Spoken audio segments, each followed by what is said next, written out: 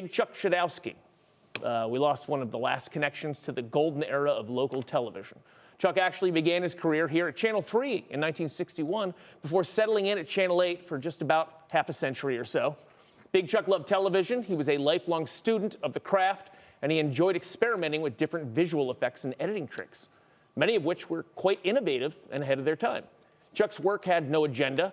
He had no overarching message. He wasn't trying to make you think in a certain way. He was just trying to entertain you. He enjoyed creating television for the sake of creating television, and he did it longer and better than most. Big Chuck was the perfect TV star for Cleveland. He was good-natured and self-deprecating. He never considered himself to be the most talented person in the game, but darned if he wasn't going to work harder than everyone else. And we loved him for it. He was our celebrity. And unlike these Hollywood stars, he understood us, he talked like us, and he dressed like us. His sketches were full of Cleveland-centric references and were shot in bowling alleys that we recognized or bars just down the street from us.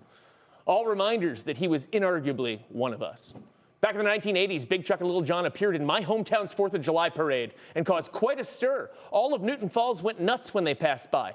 Based on the reaction, you would have thought it was the Pope and all 4 Beatles riding in that Tony Roma's go-kart, but it wasn't. It was Big Chuck and Lil John, and they were right there in front of us.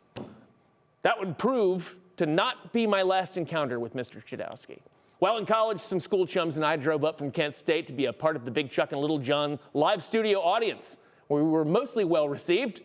Still later in life, I had the opportunity to work with Chuck on a few different projects, and each time he was as affable as he was professional. He was everything you'd hope someone who you looked up to as a kid would turn out to be if you met them.